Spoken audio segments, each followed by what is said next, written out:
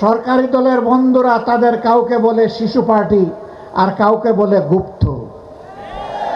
লজ্জা, যাদের কারণে আজকে আপনাদের এই গদি, তাদের নিয়ে আপনারা উপহাস করছেন।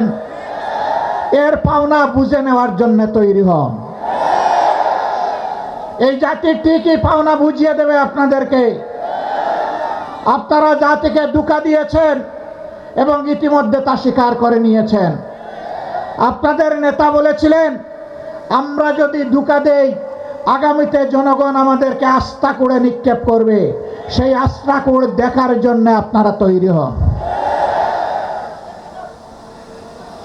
গণভোটের রায় অগ্রাহ্য করার মানে হচ্ছে এদেশের জনগণকে অপমান করা, তাদের ভোটকে অস্বীকার করা, তাদের রায়ের প্রতি বৃদ্ধাঙ্গুলি দেখানো।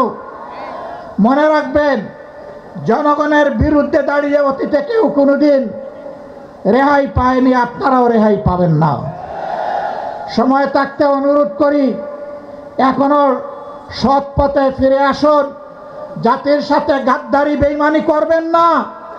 আপনারা এসে বলুন, আমরা ইতিমধ্যে যা করেছি ভুল করেছি, আমরা জনগণের দেওয়া রায়, গণভোটের রায় আমরা বাস্তবায়ন করব। RICL TMX, যুগের পর যুগ স্থাপনা থাকে মজবুত। হয়তো জনগণ তখন আপনাদেরকে ক্ষমা করবে।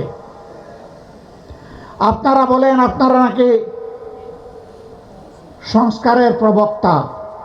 আপনাদের আগে কেউ সংস্কার কর্মসূচি ঘোষণা করে নাই, কিন্তু আফসোস, আপনাদের সংস্কার কর্মসূচির প্রথম দফার সাথে আপনারাই আজকে গাদ্দারি করছেন। এই দফায় লেখা আছে, আপনারা যদি নির্বাচিত হন তাহলে এই দেশকে মেরামত করা লাগবে, আর মেরামত করতে হলে সংবিধানের সংস্কার সাধন করা লাগবে। আজকে আপনারা বলছেন সংস্কার কি জিনিস সংবিধানের আপনারা বুঝেন না। তাহলে কি আপনারা শিশুর মতো না বুঝে প্রথম দফায় লিখেছিলেন? আপনারা আপনাদের ইশতেহারে লিখেছিলেন বাংলাদেশের কোথাও অনির্বাচিত কোনো জনপ্রতিনিধি থাকবে না।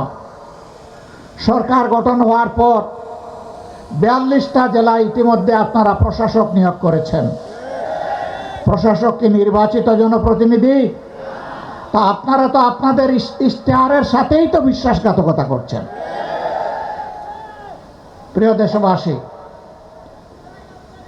আপনারা আগে বলেছিলেন আপনারা বিচার বিভাগের স্বাধীনতা নিশ্চিত করবেন। এখন আপনারা সেই যে অর্ডিন্যান্স ছিল, সেই অর্ডিন্যান্সের আপনারা বিরোধিতা করছেন এবং আপনারা বলছেন এটা এখন আপনারা করবেন না। তার মানে বিচার বিভাগকে নিজেদের হাতের মুঠায় রেখে আগামী দিনে আপনাদের আকাম কুকামের প্রতিবাদ যখন জনগণ করবে, তখন সেই বিচার বিভাগকে অতীতের ফ্যাসিবাদী কায়দায় জনগণের বিরুদ্ধে আপনারা কাজে লাগাতে চান।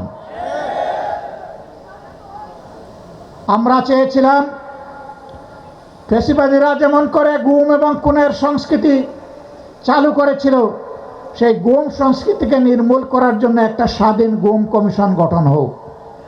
আপনারা তার বিরোধিতা করছেন। আপনারা স্বাধীন মানবাধিকার কমিশন আপনারা মানছেন না। আপনারা একটা নিরপেক্ষ কমিশনের মাধ্যমে পিএসসির নিয়োগ আপনারা মানবেন না। আপনারা উল্টা পথে চলছেন। আপনারা মনে রাখবেন, যেই পথ ধরে স্বৈরাচার চলেছিল একই পথ ধরে আপনারাও হাঁটছেন। স্বৈরাচারের যে পরিণতি অতীতে হয়েছে, আপনাদের পরিণতি ভিন্ন হবে না যদি এই পথ থেকে আপনারা ফিরে না আসেন।